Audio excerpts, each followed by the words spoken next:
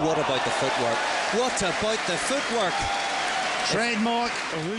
Bonjour à tous et bienvenue sur Table Tennis Belgium TV pour un nouvel épisode du podcast Tactique et stratégie en tennis de table.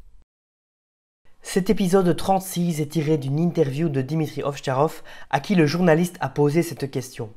Quel est le corps idéal pour le tennis de table? Voici les réponses du joueur allemand et tout ce que je vais expliquer maintenant vient de lui. Nous en avons discuté avec Timo Boll à plusieurs occasions et nous avons conclu que la taille parfaite serait de 1m76 à 1m79.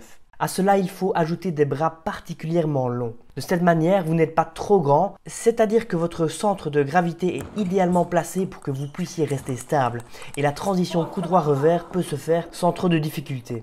Grâce à la longueur de vos bras, vous êtes capable de jouer correctement les balles qui vont loin dans les angles. Seuls les grands joueurs peuvent aller chercher efficacement ce type de balle, mais ils ont malheureusement souvent un problème lorsque l'on joue sur le point de passage. Un joueur remplit les conditions pour ce corps idéal au tennis de table. Il s'agit du Coréen Ryu Seung-min, champion olympique 2004. For the Republic of Korea player. And what tactics can he adopt to make sure that isn't the case?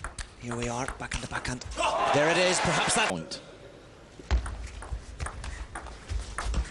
What about the footwork? Mais évidemment, devenir un bon joueur ne dépend pas uniquement de la taille de votre corps et de vos bras.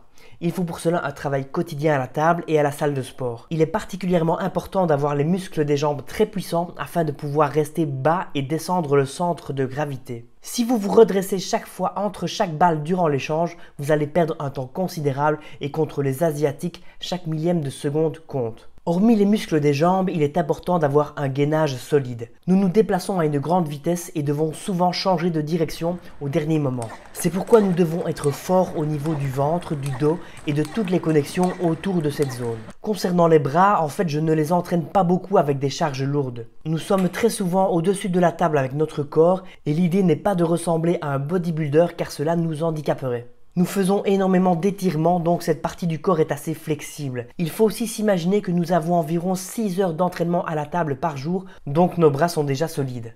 Je pense que pour les joueurs amateurs, il est impossible de se rendre compte de la vitesse à laquelle nous jouons.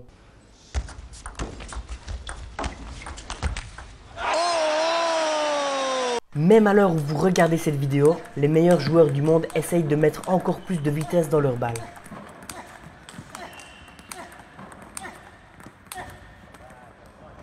Si vous aimez, n'hésitez pas à vous abonner, il devrait y avoir un bouton pour s'abonner quelque part juste ici.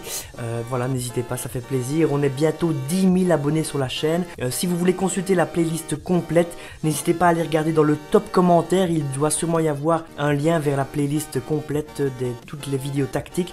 Et à bientôt pour un nouvel épisode.